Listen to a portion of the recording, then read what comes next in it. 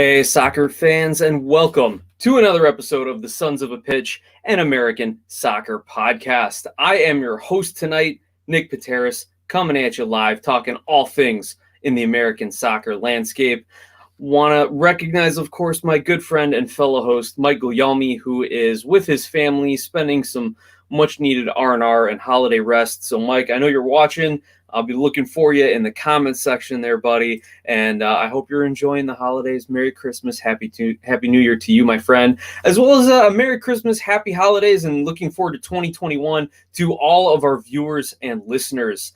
In tonight's episode, we thank you for joining us. We're going to talk a little CCL final roundup and kind of get a little broader picture of things here in the CCL. We're going to look at a few MLS moves and how some of these rosters are shaping up. And then we'll, if we got a little time left, we'll talk a little USMNT, a little chat, a couple rumors that we may have heard coming in about a possible game coming up. So stay tuned for all of that and more. And if you want to join our conversation, just like our good friend Cameron Young from overseas. Cameron, good to see you, man. Hope you're doing well. Hope you enjoyed the holidays and had a great Boxing Day as well.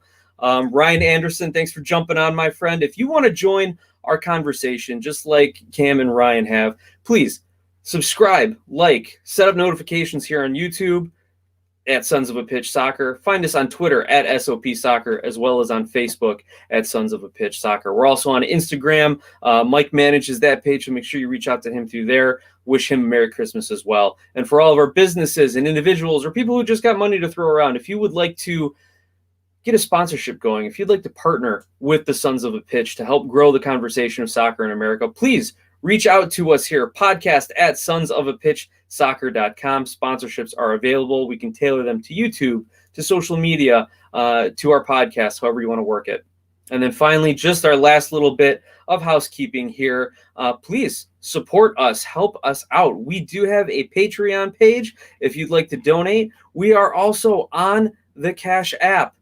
So make sure you download the CashApp. Use our referral code FRQWGRS. Get yourself $10 with your first donation. Throw $5 of it back to us. We get $5, you get $5, everyone comes out ahead. That's free money. That's free money. You can't argue with that. So please help us out, support us as best you can. And one other thing to mention here, everyone, we had been pushing hard. Mike had been working tirelessly for hours, but we finally did it during that LAFC Tigres game. Over 1,000 YouTube subscribers. So thank you to everyone who's been there from day one when we were broadcasting in a trailer in Mike's garage or in my garage and basement. So now we have this beautiful StreamYard account. We've got graphics. We've got everything. So now you may see a couple of ads on the YouTube videos, but you know what? We reinvest that into the show, just like we did with our sponsorships. So thank you to everyone who sponsored us, throwing us a few bucks. It's really helped, as you can see, just the pure increase in quality that we've had. So thank you, everyone. And now let's get into why we're here, right? The soccer talk. I'm going to try not to sound too much like your football professor, your soccer coach here, since it's just me. So make sure you guys keep jumping in on the comment section, and we'll get a little interactive here. We'll have a little fun. But first off, let's talk a little CCL. We did the live stream reaction. Mike was heartbroken. I mean, he did pick Tigres, so I'll give him that. I was heartbroken that LAFC couldn't become the first MLS team to win CONCACAF Champions League in the modern iteration. But, there will be more comments. There will be more comments and times to try to win that. The way the league is growing, the way that the MLS teams want to be the first team to win CCL, they're going to get another crack at it. We've had teams this year with LAFC, 2018 with TFC, and even Montreal and RSL, teams that you don't think who are dominant forces in MLS, have made it to the CONCACAF Champions League finals in recent history. So that the MLS wants to win this tournament and wants to, as Alexi Lalas put it, check the box of winning a CCL title as our league continues to grow. So really, to me, the difference maker in that game for Tigres, it was Gignac, the French striker. I mean, that guy, he might have one shot all game, and I think he had one shot in that game, and he puts it in the back of the net. I mean, that's just phenomenal talent, making the most of your opportunities. And he's been an MLS killer throughout this tournament the last several years, playing for Tigres. So until the MLS can really get a major difference maker like Gignac, they might struggle beating some of these teams. Now, we saw LAFC had Rossi and Vela. Those guys stepped up big in their run through CCL this year, and we've seen great individual performances in the past. So those are the kind of players that need to step up in here. But how big of a deal is it that the MLS didn't win it this year? I alluded to Alexi Lalas's comments, right, that this isn't a measure of the MLS. This is just a box to check. Okay, we won CCL. We're on the rise as a league. That's fine. But it's not the live-all, end-all, be-all to measuring the MLS. We've only been around 25 years, and we've made great strides as a league and as a soccer culture. So we should not use the CCL as our totality, as our measuring stick. But it's definitely, as Lala said, a box to check. It's something that we need to do before we can say we are the preeminent league in North America and one of the top leagues in the world. When we get there. As T-Mac says, he's praying his union get to play the Caribbean team and not one of the Mexican teams come next year's CONCACAF Champions League. So, I'm with you on that. They are actually expanding it come 2023. So there will be some more opportunities for MLS teams to match up against Caribbean teams or Canadian Premier League teams as the league does grow and expand. But what I wanted to talk about here is, how do we measure the MLS against Liga MX, against other CONCACAF leagues here? Obviously, Liga MX is the preeminent league. And can we use CCL as a measuring stick? I say no, definitely not. Just because you win a title doesn't mean that you're the best team or doesn't mean that you're the dominant league. Because look at LAFC this year. They defeated 3 Liga MX teams just to get to the finals, right? So they were 3-1 against Liga MX clubs. That's a pretty darn good record. We saw Montreal and Atlanta actually win their games.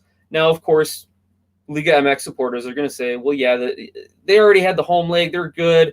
Whatever the case may be, they didn't try. They let them get the win just so they could rest their guys.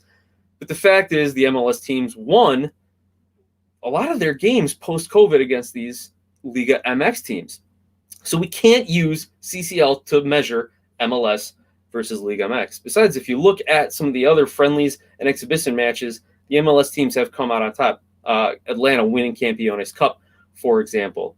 Now, the other thing people are looking at lately is MLS products and development players and academy players and young Americans who are now starting in all the major leagues across Europe, pretty much. We had starters in the Big Five. We had how many dozen U.S. players is starting in Champions League, right?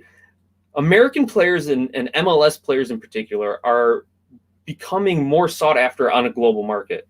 Whereas Liga MX players and Mexican players specifically are staying more close to home. They're staying in Mexico. They're staying in Central America. They're playing in South America. They're not going abroad. They're not going to the European leagues as much. And what's funny is just last season, some of the best Liga MX players ended up where? MLS. Pulido, Pizarro, just to name a couple, right? We saw Brian Fernandez with Portland a few years back. That didn't work out for Portland. I still think they need to file some sort of grievance against FIFA or against Liga MX for that. But whatever the case may be, we can cover that in another time. If ever we, maybe we'll do like an MLS time machine and take a look back at some of these clubs in the past. So all that being said, we cannot use Champions League to be our measuring stick of MLS and how much MLS has grown. You got to look at MLS in and of itself. The league's only been around for 25 years. We've already got players all over the world. We already have expanded in however many cities, right? Like the league has grown. The fees to get in, the expansion fees, the TV rights, everything there, right? Like MLS, to me, is the best league in North America. Looking at the totality of everything. You want to look at straight play on the field? Okay, maybe you give the edge to Liga MX. But you know what? As a total league, when you look at rosters, coaching, marketing, fan bases, you look at all of that, man, I'd put an Atlanta and a Seattle fan base up against any fan base in Liga MX, even LAFC too, right? So you look at all of that, I think MLS is the preeminent league in North America, and it's just going to take some of the soccer snobs from overseas and across borders to actually recognize it before the world starts to recognize it. But I'm here pushing it. That's what I'm telling everyone right here. So now let's look at the MLS What's holding us back? What's holding the MLS back from not just winning this tournament, from dominating this tournament, right? I've already said we're the best league in the Confederation, in CONCACAF. Well, I got 3 things that are holding us back here. And the first, if you've listened to any episode of the show where we've talked about CONCACAF, you have heard Mike say it's the salary cap. The salary cap has to go before the MLS can really advance itself on the world stage and start dominating with Liga MX, as well as maybe making some noise in the Club World Cup, right?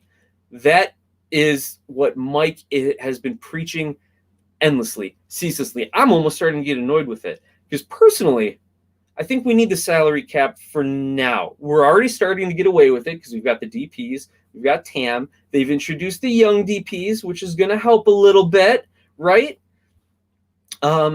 And as T-Mac says, the salary cap is holding MLS back, sadly, but I don't think it even needs to be drastically increased for us to be more competitive. Agreed, T-Mac. Thank you. And it's all in the progression of the league as the league's vision, right? We needed to have parity in the league, to have teams and investors come in and make sure that teams are viable. We don't want to collapse like the NASL. We don't want contraction like we had in the early days of the MLS. So you needed the salary cap to keep parity, and also to make sure that owners, if they wanted to spend money, spent money on facilities, academies, and all the other ways you build a club rather than just your 23-man senior roster, right? We need to have all of that in order to sustain the MLS. So while the salary cap is holding back the 23-man roster from competing with Liga MX, it's what is increasing the rest of MLS and making it the best league in CONCACAF, in my opinion, right? So that's the first thing. And we're getting some great conversation here. Ryan Anderson says, get rid of the salary cap. Let ambitious owners spend. Let the losers lose. Brother BKL, oh yeah, I hear you, salary cap. And as T-Mac says, we should just increase the salary cap by a good chunk and get rid of all the TAM GAM BS. Keep the DP rule, but just increase the salary cap. That is a lot of great comments, a lot of great things that I'm sure the league has thought of. I mean, if we're doing it here on our show, I'm sure there's league officials who have thought about it, molded over it. But you know what? If anyone reaches out to us, I'll reach out to you guys, all of our faithful viewers and listeners, and let's put together our own little think tank. We just got to come up with a real clever name for it. I don't know. What do you think? MLS Thinks? I don't know. Maybe that's too obvious, but we'll figure it out once we get the paperwork worked out. How about that? So thanks everyone for the comments. Salary cap, first thing holding us back. Next thing holding us back, and I doubt this will change anytime soon, it's the league schedule. Typically, the MLS is in its preseason during CONCACAF Champions League, while Liga MX and some of the other leagues in Central America and the Caribbean are in the midseason. So their players are really fit. They're in midseason form. They've gelled. They've worked out tactics. They know what to do in certain scenarios. They've had that time together. And we've seen it in CCL's past. Last 10 to 15 minutes or so of every half is when a Liga MX team can bag a couple goals and really put an MLS team out of reach, right? So by having the competition this year due to COVID move back a little bit right after the MLS regular season and playoffs, you didn't see that kind of tail off as far as the legs and the fitness of the MLS players. They were there toe-to-toe with everyone, especially with the Liga MX teams, from the first whistle to the last. So that is another thing that we need to consider when measuring MLS versus Liga MX within the confines of CCL. Now, is the schedule ever going to change? I don't know. Until the sport grows where it can kind of compete with the NBA and, dare I say, the NFL here in the United States, I doubt we're ever going to see a schedule change. If we do see it anytime soon, it's going to be a monumental effort by CONCACAF and FIFA forcing the U.S. Soccer Federation and MLS to change their schedule. But I don't think it's going to change anything soon. Now, let's get to a few comments on that here. We've got Greg Chafin. Hey, man, I hope you're still enjoying the Columbus Crew Cup victory. I hope things are as positive in Columbus. I know there's been some news there recently, but hopefully you're enjoying yourself, man. And I was actually impressed. If you put in Columbus Crew or MLS Cup in Google recently, they actually had black and yellow fireworks going off. So, Google's on top of it. That's great to see. Greg says, need to market it better. The MLS is non-soccer markets to get more attention to the brand. Absolutely. Once you get marketing, once you get eyeballs, once those TV deals start popping up, I mean, money drives everything, especially here in American sports. And as Rocky says, MLS definitely has positive momentum show. So that kind of talks further about what we were saying before. Getting eyeballs, promoting the league, growing the league, getting some more money. And when there's more money, then you can increase the salary cap. That's just how it goes. The one other point that I want to make, and Greg, all right, good to see you're still partying in Columbus. That's excellent. The one other point I want to make as to what's holding back MLS teams from winning CCL are the roster restrictions. We obviously know the salary cap is there, but we've got the 3 DP slots. We have the international, domestic, and homegrown slots as well. So a lot of teams are going to the international spot to try and fill some of those striker roles, and then using the homegrown and domestic spots on, say, less expensive or less in need positions, kind of like your wing backs or your center backs or your goalkeepers. Especially, you can get a lot of value in the MLS Super Draft by drafting defensive-minded players. So that's something to keep in mind. Now, the young DP rule where you can get 3 more DPs as long as they're all under 21, that can help this if you have the next big thing, right? If you sign someone as a young DP, then they can contribute as much as your best players and then not take as much of a salary hit. The other thing we got to mention, too, these homegrown deals, while you can sign players cheaper, that does encourage development. But you know what? The MLS right now is still seen as a money-making league, as a selling league, not let's keep our talent together and make a run for a double or a treble or be the CONCACAF Champions League champion for the first time in MLS. So right now the MLS is still selling that talent. So that might be holding us back a little bit. So that's kind of what my thoughts are on this. Salary cap, scheduling, and roster restrictions at this point. That's what's holding back the MLS. But you know what? Despite all that, we had LAFC with a 1-0 lead in the final against Tigres, and unfortunately, they just couldn't hold on to it. So, I got to real quick get a message here from our good friend and my host, Mike Guglielmi. Greg, jump over on Facebook. Mike wants to chat with you in the comments. Love that you're on watching with us on Facebook. As well as all of our other viewers on Twitter and YouTube. But Mike's hoping to get you over in the YouTube chat so he can exchange some messages and maybe a few barbs or a few praises with you there. To wrap up our CCL conversation here, it is expanding in 2023. They are going to bring in more teams. They haven't worked out the particulars yet. They haven't worked out how it's going to, if there's a qualifying round, which is what it looks like is going to be. But CONCACAF Champions League is expanding. As a fan, as someone who wants more soccer all the time, that is great news. But there's a little bit of a realist in me that says, hang on, there might be some drawbacks here, guys. There might be some drawbacks to adding a few more games for all these clubs here, right? So, what do I think the pros are of expanding it? It grows the other leagues, right? Let's take a step back and not look at it from an MLS-centric perspective. Let's look at it from North American soccer. It's going to grow the Honduran League. It's going to grow the Guatemalan League. The Canadian Premier League is really going to enjoy having one, if not 2 bids in CONCACAF Champions League because they're going to get their young players a lot of experience in those qualifiers, in those group stage games, however we end up seeing it work out. And it could definitely open the door for a lot of those smaller nations, especially Curacao, who there is a lot of dual national, Curacao Netherlands, Curacao Dutch players who may not make the Dutch national team world power as it is, who are going to end up staying with Curacao and maybe trying to get some experience here in CONCACAF. So, growth, excellent. Experience, even better. The CONCACAF president even said it's going to help teams compete in the Club World Cup, place some more emphasis on global competition. He wants to, and it's going to be great, again, from a larger sense, to kind of get away from CONCACAF as being Liga MX MLS matchup every year. Is this the year MLS finally beats them? Nope. Liga MX is still the best league. We're going to get away from that conversation. We're going to see a lot more than just Alianza and Olimpia from Honduras and Costa Rica, or Saprissa from Costa Rica. So we're going to see some expanded clubs there, right? We may get a little more Canadian flavor rather than just TFC or Montreal.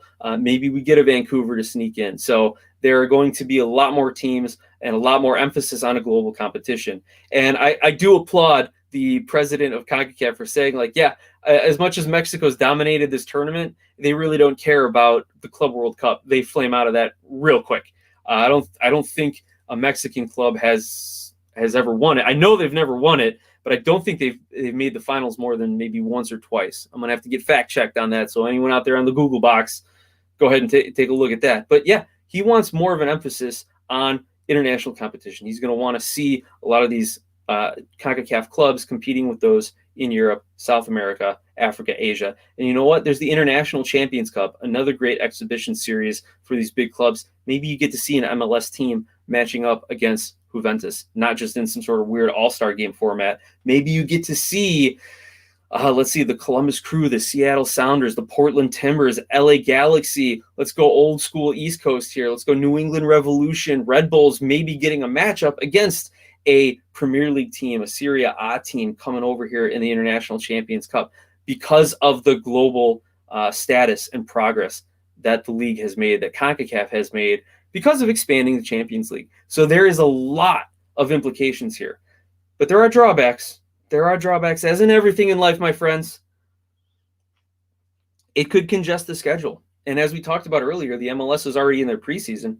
So you're going to have teams rushing to get fit. You're going to have potential injuries. You're going to have put together your rosters quicker, sooner, earlier on in your calendar. It could be an even more of a disadvantage for some of the MLS clubs in that sense. And we've already got the US Open Cup as well, some of those early rounds. So that's going to be an even more congested schedule. Maybe there's a way they work it out where we keep the MLS and the Liga MX clubs, from entering the tournament until the later stages, similar to the US Open Cup. But those are considerations to be made during the expansion talks and hammering out the details. We'll see how it all works out in 2023. So thank you guys for jumping in. As Ryan Anderson says here, can't wait to see CCL re-expand. I think it helps the prestige. That's exactly what CONCACAF wants. That's exactly what the president there is saying. Greg does say LAFC lets MLS down. Would have been huge for MLS. You know what? I don't think they let us down. It was a hard loss, Greg, and I get that it hurts, and that as an MLS fan, you hate to see that. But for them to roll through 3 MLS teams and take a lead late into that game, you hate to see that they lost that way. But I'm not going to say they let us down. If anything, I think they represented the league very well. And yeah, Carlos Vela, maybe he's got a little chip on his shoulder trying to knock out some of those Mexican clubs there. Brother BKL, Dominican Republic, is there in the CONCACAF. You know it, sir. You got the Dominican developing their league. I wonder if they have a number of players in the USL right now. Wouldn't surprise me if we've got some guys there. So, hey, and Mike says, get the chat going, everyone. You have a great Christmas. Let us know how you're all doing. Want to real quick recognize a couple other comments. Marcos Martinez, thank you for jumping on. Thoughts on the USMNT versus Serbia? We are going to cover that as we get towards the end of the show. That'll be in the second half. And Luis, see you in Chicago. Fire till I die, he says.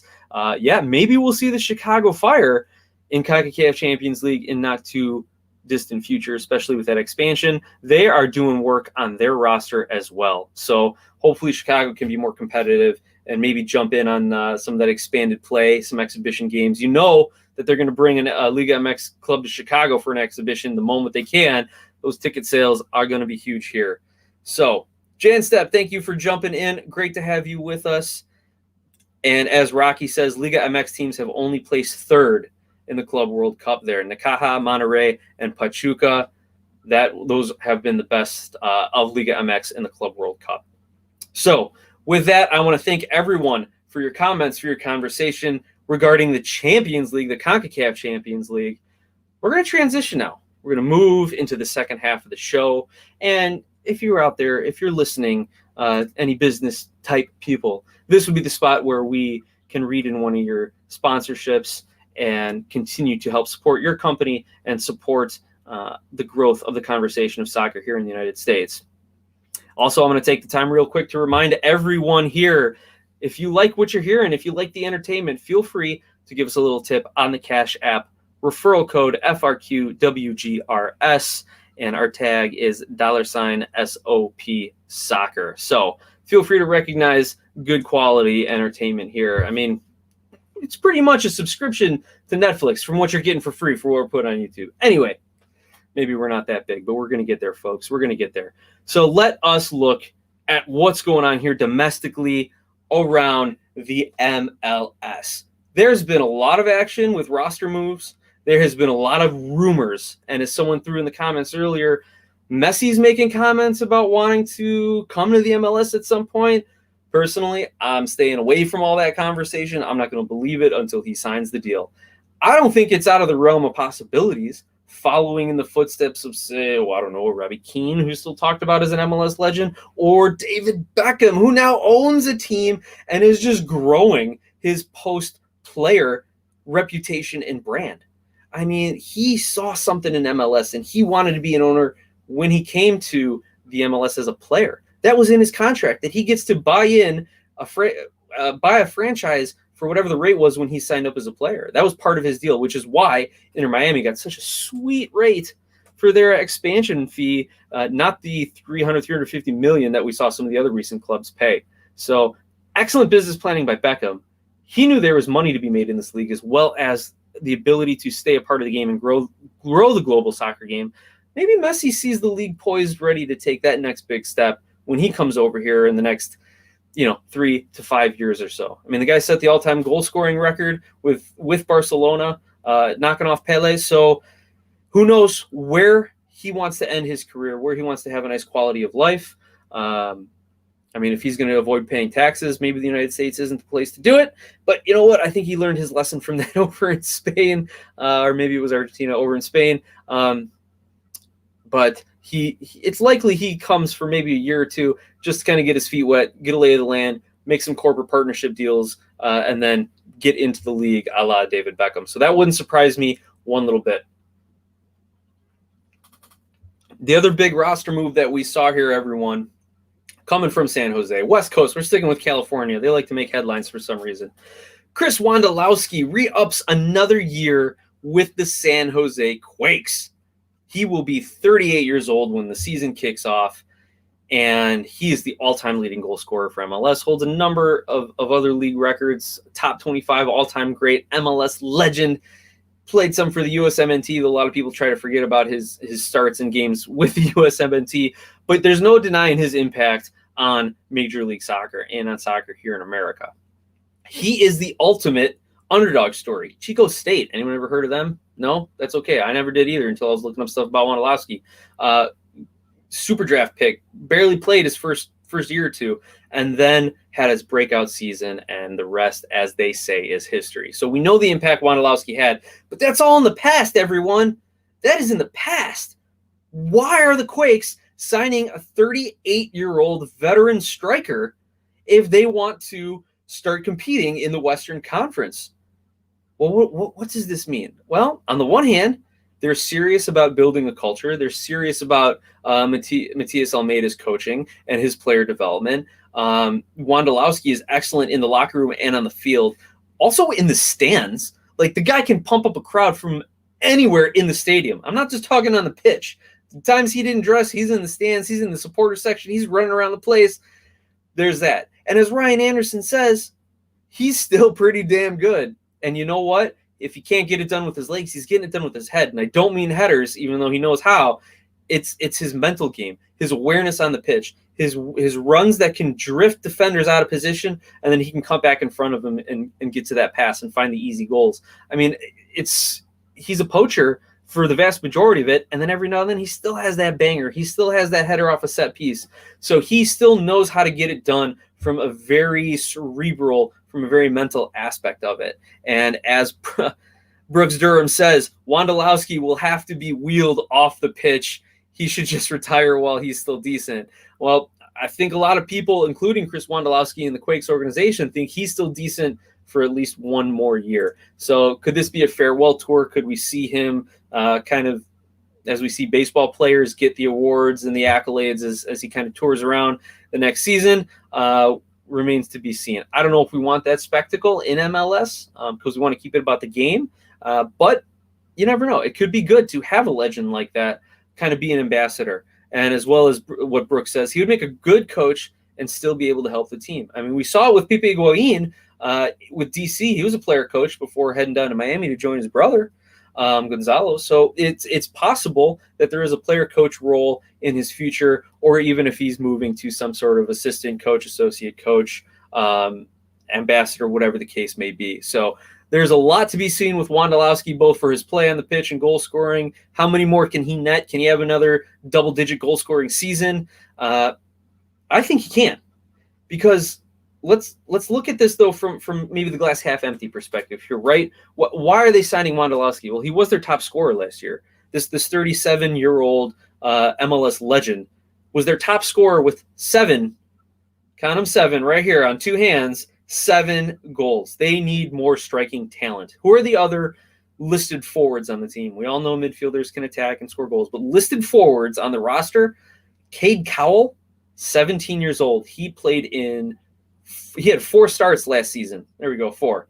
4 starts last season, 1 goal. And then there's Andy Rios, a 31-year-old striker who had 20 starts last season, but only 5 goals. So San Jose is desperate for striking talent, for pure attacking talent. So either they couldn't find any, so let's bring Wando in for a year, or this is just kind of a bridge year, and they're developing other areas of the game. We'll see. The other thing that's impacting this decision is there's rumors that Matias Almeida wants the Cruz Azul position, or at least that he's been offered the Cruz Azul head coaching position, but he turned it down so he can ride out his contract with San Jose through 2022. That's true. Very honorable for Matias Almeida. Great news for San Jose that they have another year to learn and gel and figure out that man marking system and how he wants to run his offense. It could pay off. We could see San Jose really turn things around once they get a regular season training, a regular offseason, not COVID, not any sort of ridiculousness offseason, whatever, that they can actually sit and train with Almeida and get everything in place. It could take off. And having Wondolowski for that could be a huge part. But at the end of the day, if the Quakes want to compete in the Western Conference, if they want to compete anywhere for silverware, they need more attacking prowess, and that will only come when they move on from Wondolowski. Though, you know what? Like every MLS fanboy, it's glad to have him back for another year, and hopefully he's on the bench for a long time as a coach, as an ambassador, or just someone there to pump up the crowd. Anyway, moving on from San Jose, we're going to transition to Columbus via LAFC. Bradley Wright Phillips has signed as a free agent with the Columbus Crew, the defending MLS Cup champions. So, Bradley Wright Phillips, 35 years old. The guy has scored tons of goals in the MLS. He did it for a number of teams, comes from England with a good reputation. And I didn't realize this amazing feat. He had 17 or more goals from 2014 to 2018. But again, like Wondolowski, what have you done for me lately? What can you do for me next season? It looks to me like this is an excellent depth move. You have a Columbus team who's coming off a championship, who's playing some extra minutes, who's going to go into CONCACAF Champions League next year, who's going to be playing for USOC. Maybe they have aspirations to win a double. Maybe they want a Supporters Shield and an MLS Cup. Maybe they want a US Open Cup and a CCL, or any combination of those. Bradley Wright Phillips gives you the veteran presence, the awareness. He's not going to need much coaching up. He's going to be a guy, plug and play. He can go. He can work with Zardes. He can work with Zelarayan. He can work with the rest of that team. And he is smart enough to fit into Porter's system, and experienced, and I don't want to say humble, but he is savvy enough to know that he's not there to try and, just go out in some glory and upstage anyone. So that is going to be an excellent, excellent pickup for the Crew. If he's just a depth piece or a spot starter or kind of a key feature in some domestic cup type games. So I think that is great. And Greg, I think you speak for all Columbus Crew fans when you say you can't wait to see Bradley Wright Phillips play with the Columbus Crew. He is an amazing striker, brother BKL, and we'll see what he does in Columbus. Where's the other comment, Greg, as you say, it's officially Screw Anthony Precourt and Austin FC season. Yes, I like it as a Crew fan myself. That's great to see. I'm going to love this rivalry, and I wonder how front offices are going to take to Precourt in Austin. Not just the play on the field from the Columbus players or other MLS players who, they don't want this to happen to their team, and Precourt was the one pushing for it for Columbus. we'll see if front offices and other managers and coaches take some shots at Austin FC in pre-court as we get closer to the start of their expansion season.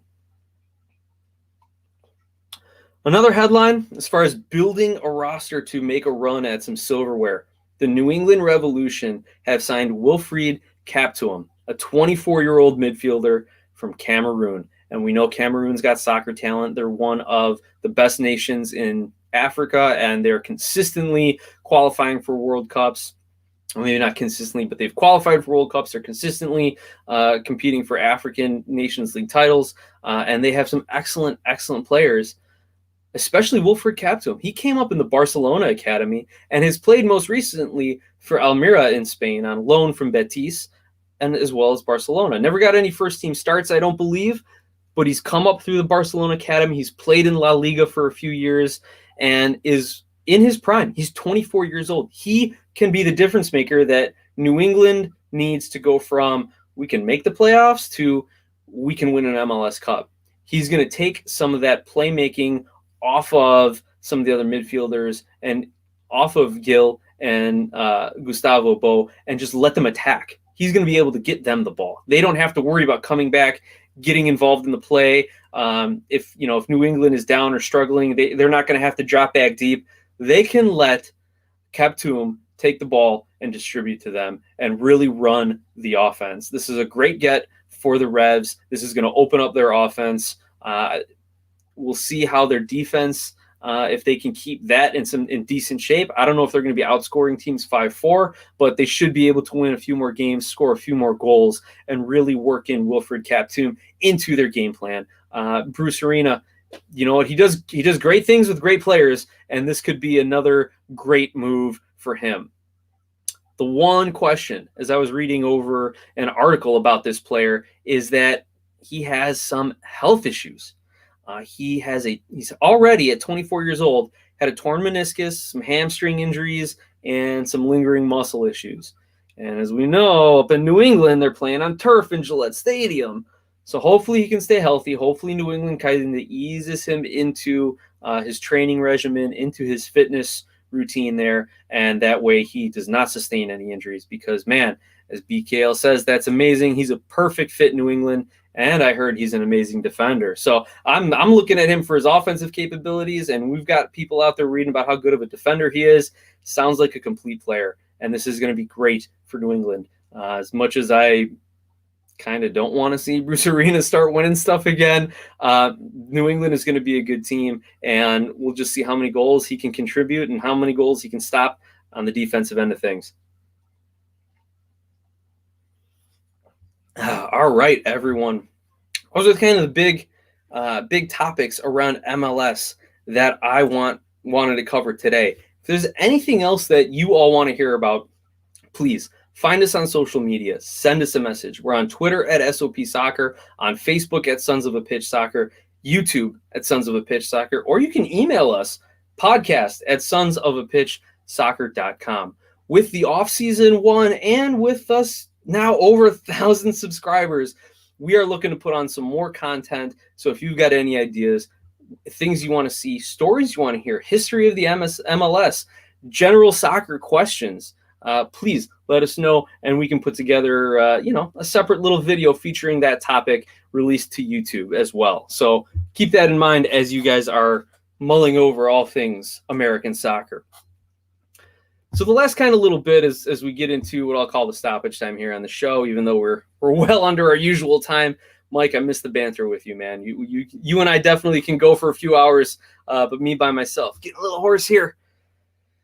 But still some good conversation left. We've got USMNT to talk. And you know what? One of our viewers already mentioned there are rumors that the U.S. is going to be playing a friendly match against Serbia on January 31st. I hope these rumors come true. This is one rumor that I would love to be true, as much as I always hate buying into American soccer rumors because all they do is make you crazy. So what would it mean to play Serbia? First of all, we actually get a January camp, which would be huge. Now, we all know January camps are typically, they call them Camp Cupcake. It's typically for your domestic players, your younger guys, your depth pieces to kind of compete and get on the radar and maybe get some consistent call-ups when it comes time for qualifying games or Gold Cup or Nations League, things like that. But with the coronavirus pandemic, this could be an opportunity as well to bring a couple international players in, depending on travel restrictions, health checks, all that sort of thing, down to Orlando, where this game is rumored to be taking place, and try to work them in with the squad and get ready for some World Cup qualifying, because we know that's going to begin in 2021. So I want this rumor to be true. We need this rumor to be true. That way we can get more experience, more playing time for all of our USMNT players. Berhalter said he wants a January camp regardless if they're playing any games. He needs to get his team together and get them playing together if the U.S. is going to have the run of success that we fully expect them to have. So if they were to play Serbia, though, what would that look like? Are they doing it just because that's a team that's willing to play us, that maybe U.S. is throwing a few dollars at to get them over here? Well, you know what? Serbia is an excellent team for the USA to play. It's very similar to when they matched up with Wales earlier this year in 2020. Serbia is currently ranked 30th in the world as of the latest FIFA rankings, and the U.S. is 22. I think Wales was around 29 or 28 when we faced them in the friendly. So the U.S. is playing kind of like teams in the sense of talent and ranking and prestige and degree of difficulty, right? Strength of schedule, if you want to look at that. Serbia is a very similar team to the United States. And Serbia, a team that has experience in Europe, playing against some of the big boys of world soccer, right? Germany, Italy, Spain, France, England, etc. So this would be an excellent matchup for the United States to really see if we're going to compete come World Cup. They know what they got to do against Mexico. They know what they got to do against Costa Rica, Jamaica, dare I say Trinidad and Tobago. They know what they got to do in CONCACAF. But now, if they're going to start looking to what they can do on the world stage, Serbia is a great way to kind of kick it off and measure themselves against a very solid and respectable team from UEFA, from the European Confederation. Greg asks, when does World Cup start, or has it already? Qualifying begins in 2021. We're going to get here in CONCACAF, we're going to get some of the play-ins to the Hex. We know who our top 6 teams are. It's the 6 you pretty much expect. And then we're going to get the playoffs to see who are the last 2 in. Once that is set, I think come summertime, I forget the exact schedule and timeline, we're going to start seeing the United States jump into some qualifying games over the summer and into the fall. So that's what's going on with World Cup qualifying there, Greg. So what does this mean for the United States? Again, an excellent measuring stick, how we can look to some European style of play, some different opponents than the CONCACAF or CONMEBOL, the South American Confederation, teams that they've played in the past as well.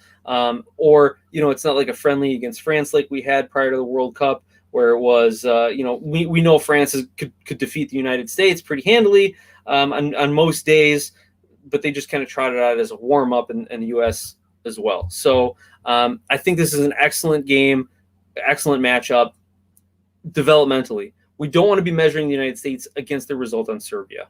We want to measure them how well they do when it comes time to World Cup, or when they are playing Mexico regularly, when they are playing some of the top 20, top 15 FIFA-ranked countries in the world regularly. That's what we want to measure. This is an excellent way to get there, though. So I'm all for it. And as Marcos Martinez says, I wish we could play a team like Senegal. Having an African opponent would be great. You get to see different style of play, different players, and it would definitely allow the U.S. to kind of flex some of their different players and see how they match up, and give Berhalter a little bit more of that coaching experience on how he can play some different matchups. And then, as Greg says, Berhalter is a coach that likes to play fast. Absolutely. The U.S. needs to get there. We saw it last year when they were trying to instill his system, the play from the back, the build-up, the passing, the possession, the goalkeeper using his feet, trying to find the plays, the long balls, the possessions, the overloads. They got to do it faster. You can do it against Guatemala and maybe Panama. You can't do it against Mexico or some of the bigger teams from across the pond.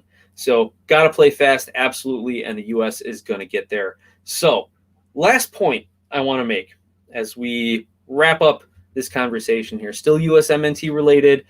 Also Canadian national team related, and it surrounds a striker, a depth piece, someone who maybe can get a few spot starts for the U.S., Ayo Akinola. So Ayo Akinola, who has played his youth international soccer for the United States, who recently got some calls for U.S. friendlies, got called up for the Canadian men's national team camp recently and is joining them. How does that make you feel, U.S. fans? Akinola has gone north of the border to ply his trade with the Canucks for a little bit.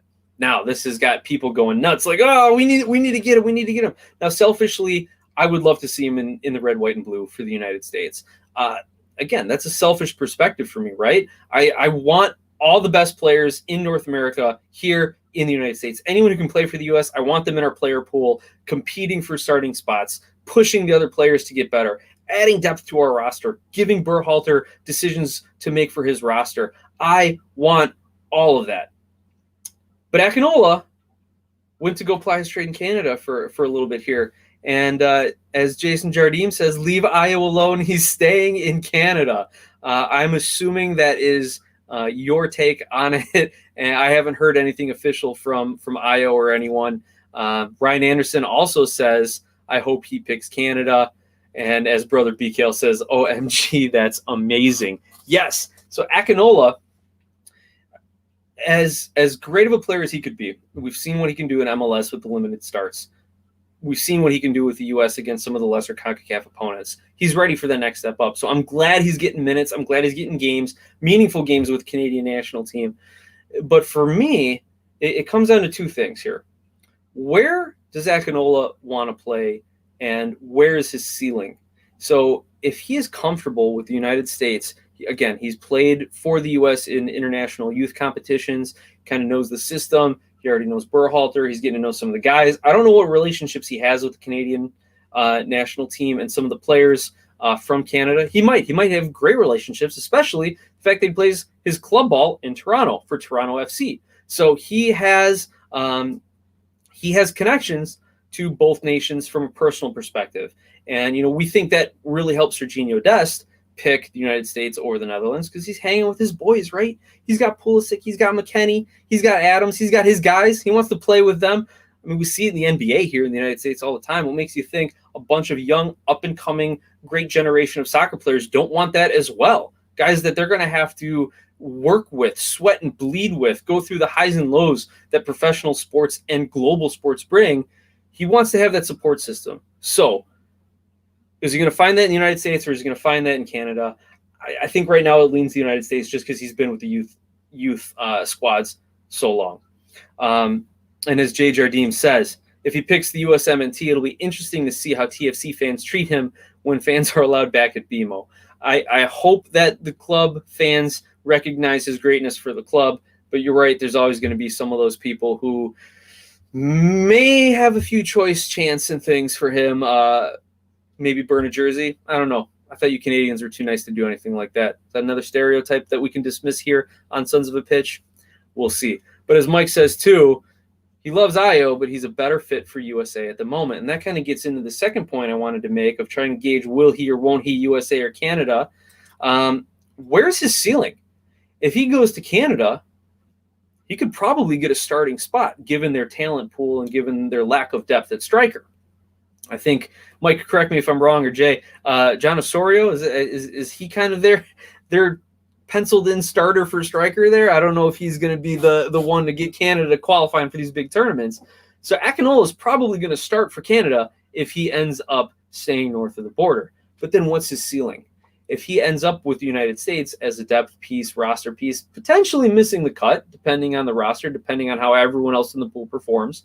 But let's say he makes an international squad for the United States. Let's say he makes a World Cup squad for the U.S.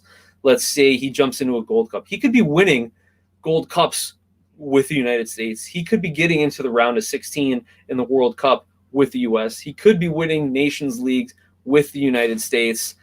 So that would not only be great individual accomplishments, but that will increase his profile on a global market and maybe get him some looks and some scouting from overseas, bigger contracts, things of that nature. So given that, I think his ceiling is higher with the United States, though he probably could get a lot more playing time with Canada, as our viewers are saying here, Cavallini and Jonathan David, as well as Kyle Larin, are the kind of de facto strikers right now. I think Akinola has a good shot to beat those guys out for a starting spot.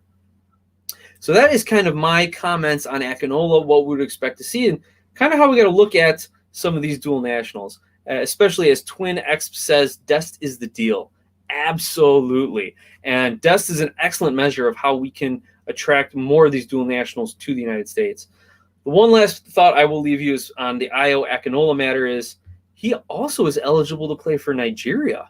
I don't know if Nigeria has courted him at all, or if their soccer federation has reached out to him. I know Nigeria, I think it's Nigeria had a scandal in the past where they were unable to pay their national team players their stipends, their bonuses, or whatever it was, how they were being compensated. So maybe that's something to consider, him staying with the United States or Canada, just some of the financial security, as well as stability in the organization, safety, things of that nature. Something always in the back of everyone's head, your money and your safety, not just your prestige on the field. So with that, everyone, we are approaching the hour mark here. I would say I'm surprised that I went an entire hour, but for those of you who tune in, you know that we can talk on this show. You know that we can really dissect things, work in your comments, and have some fun talking. So here, as Jay says too, to add to the Canadian striker conversation, and Cavallini, for whatever reason, when he wears the Canadian kit, he scores goals like crazy. And Greg jumps in and says it's a matter of marketability. In all sports, you choose the team that will give you marketability. So strong arguments on both sides for Ayo Akinola, but again, also still could play for Nigeria if something ever comes up from that federation there. So with that, again, I'd like to take the opportunity to thank all of our viewers, all of our listeners on YouTube, on your various podcasting platforms. We're all over the place. iTunes, Google, Amazon, Stitcher, Deezer, Spotify. If you can't find us, then you're not looking hard enough. Reach out to us. Let us know what you need. We'll point you in the right direction. And also, if you do want to see anything on our show, some new content that we can produce, maybe separate from some of these podcast view episodes, let us know on Twitter at SOPSoccer, on Facebook at Sons of a Pitch Soccer, here on YouTube at Sons of a Pitch Soccer. Email us, podcast at sonsofapitchsoccer.com, or on Instagram as well, Sons of a Pitch Soccer. If you'd like to support what we do here to help increase the conversation and grow the sport of soccer in America through conversation, you can always find us on Patreon at SOP Soccer and Sons of a Pitch Soccer. And we are also on the Cash App. One more time for everyone. $SOP Soccer is the name. The referral code FRQWGRS. Get yourself a free $10 with your first donation. So send us $5, you get 10 all over on the Cash App. So with that, everyone, make sure you're following, liking, and subscribing. Look out for all our new content. Thank you again for helping us hit 1,000 subscribers on YouTube. Let's get the numbers up on Twitter and on Facebook. Let's get those likes and follows going. That way, everyone on every platform knows the great conversation we're having. So thank you, everyone. Brother BKL, Greg the Kill Switch, Jason Jardim, Ryan Anderson, Louis C. in Chicago, Twin EXP, Ryan Anderson, and everyone else, Marcos Martinez, everyone who jumped in and gave us some comments today. Thank you. Again, thank you, Mike, for joining us virtually. Enjoy the rest of your holiday with your family. Best wishes to you, and best wishes to everyone in the American soccer community, from fans to players to teams. Happy New Year, everybody. Thank you for joining us. It's been a lot of fun, and you know what? I look forward to doing the episode again next week with y'all. Have a great night.